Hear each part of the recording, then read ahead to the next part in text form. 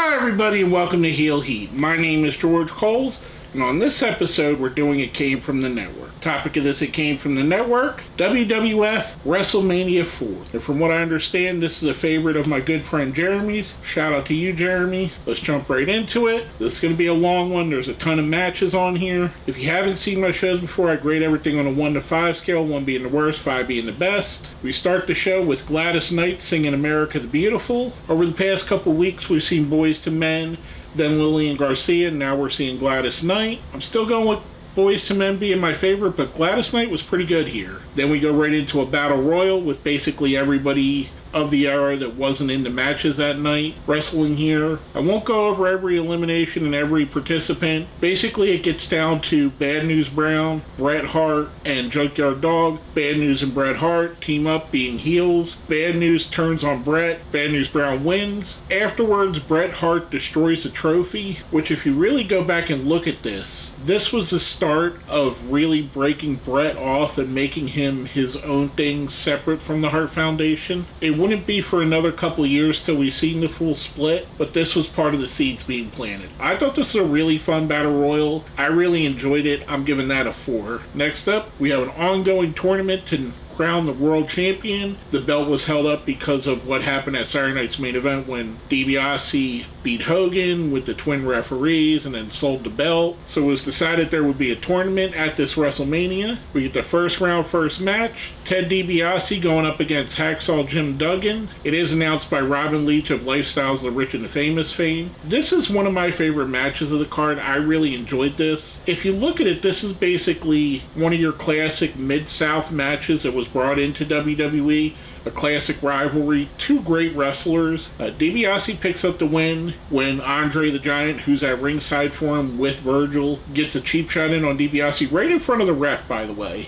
which should have been a disqualification. It wasn't. DiBiase picks up the win. I'm giving this one a 4. Like I said, I think this is one of my favorite matches of the show. That's followed up by one of our several backstage segments. This time we have Mean Gene Okerlund with Brutus the Barber Beefcake. Brutus is going to challenge for the Intercontinental Championship later against the Honky Tonk Man. Pretty good promo. Brutus is good. He is very much of his time. His style wouldn't work today, but it worked exceptionally well back then. That leads us into another first round match. We get Don the Rock Morocco, or the Magnificent Morocco, with superstar Billy Graham as his manager, going up against Dino Bravo with Frenchie Martin as his manager. This was a decent match. Ultimately, and I'm going through these pretty quickly because there's like 15 matches on the card. Ultimately, Morocco picks up the win when Bravo's caught cheating, so he wins by DQ. I'm giving this one a 3. Next up, we have Bob Uecker, who's a celebrity all through the night. He does an interview with Honky Tonk Man and Jimmy Hart, talking about Brutus Beefcake. This was really good. This is probably my favorite of the promos on the show. Honky Tonk Man is underrated as a promo guy, as a wrestler, all in general.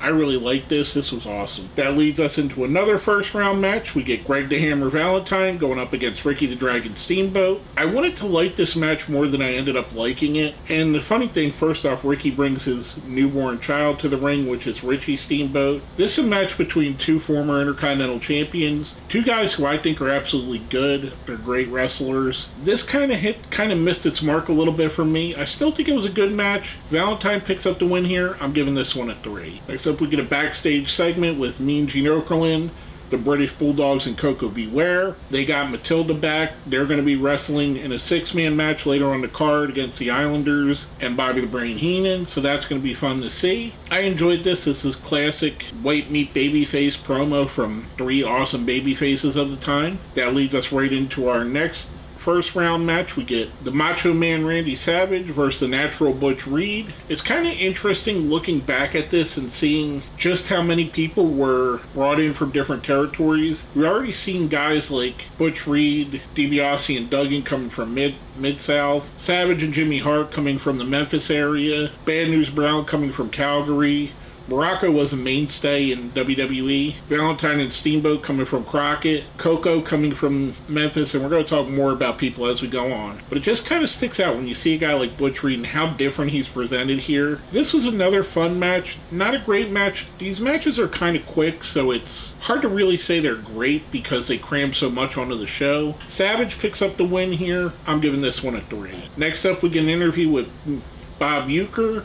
He's interviewing the Islanders, Haku and Tama, and Bobby the Brain Heenan. Tama, if you're not familiar, is part of the Anoa'i family, and I probably mispronounced that. He is the twin brother of Fatu Rikishi and the father of Jacob Fatu. A great wrestler in his own mind. Haku, everybody knows about him. This is a pretty good promo setting up their match later on. After that, we get another one of our first round matches, the one-man gang going up against Bam Bam Bigelow. This was a match, again, that I really wanted to like. I love Bam Bam. I like the one-man gang. I think they're both great wrestlers. It never felt like this match got off the ground.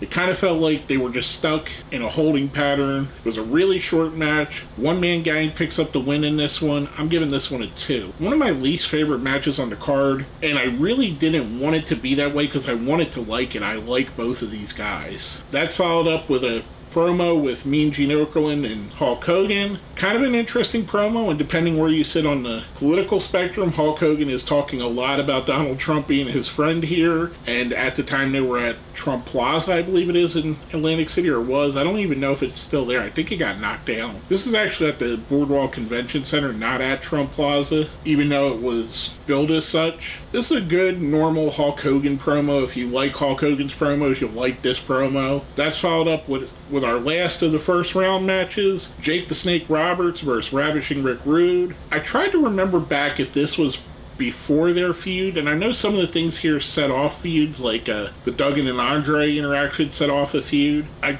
think this is what started their feud, which was a great feud. This is a really fun match. Ultimately, Jake Roberts picks up the win. I'm giving this one a 4. Next up, we get a backstage segment with Mean Gene Okerlund and Vanna White, and Vanna White was absolutely stunning. She was a beautiful woman. I believe she's still on Wheel of Fortune. I can't say I've watched or seen Wheel of Fortune in the last decade. I know it's still on the air. Let me know if she's still there. I think she is. I'm not 100% sure, though. When I see clips, I seem to see her in the clips, but they may be older. But anyway, I digress. They talk about the brackets and who they like going into the next round. That brings us into a match. This is not a tournament match. We get the Ultimate Warrior versus Hercules. Hercules has Bobby Heenan. Heenan's all over this card, by the way. He was with Rick Rude, obviously. He's going to wrestle later. He's all over the place. This match was another match that was kind of a mess. It kind of clunky, and I don't want to blame it on either guy. I don't want to really talk bad. I'm not a fan of the Ultimate Warrior, so I'm already predisposed not to like his wrestling. I never really did. This is a bad match. Ultimately, the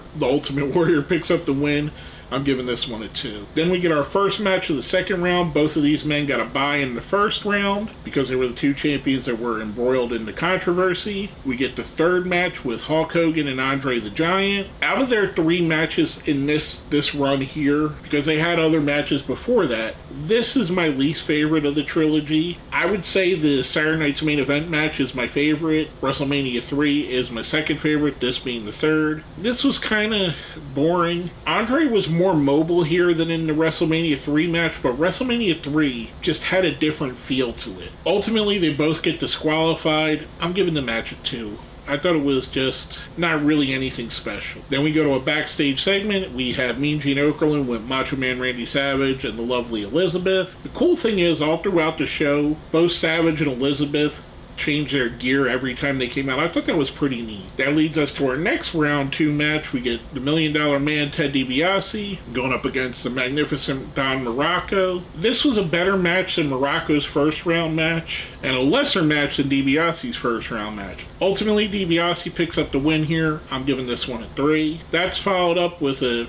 Bob Uecker promo interviewing Demolition. Then we get the announcement that the one-man gang has a bye. That's followed up with our last match of the second round, Macho Man Randy Savage versus Greg the Hammer Valentine. I thought this was a good match. Again, it was a little bit quick for my liking. Savage picks up the win here. I'm giving it a 3. Then we go back to Mean Gene Okerlund and Vanna White talking about that round and what's going on for the next round. That's followed up with the Intercontinental title match. Brutus the Barber Beefcake going up against the Honky Tonk Man. Honky Tonk Man has Jimmy Hart and Peggy Sue, which, if you're not familiar, Peggy Sue was actually Sensational Sherry. Really cool little thing there. The match itself was pretty good. It was right on par with most of the matches on this.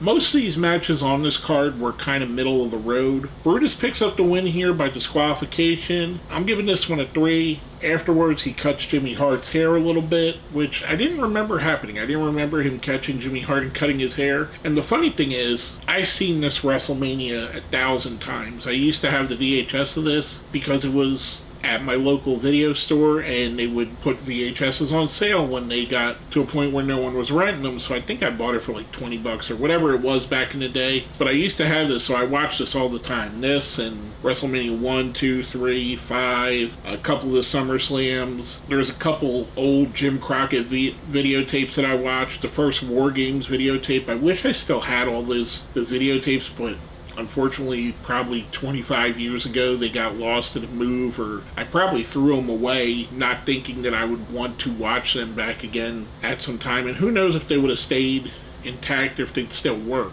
After that match is followed up by Bob Uecker interviewing Andre the Giant. This is probably one of the most famous parts of this. It's Andre shaking Uecker while he's choking him. That's followed up by our 6-man match, the Islanders and Bobby the Brain Heenan against the British Bulldogs and Coco Beware. It's a pretty good match here. I like this, again, on par with most of the matches on the card.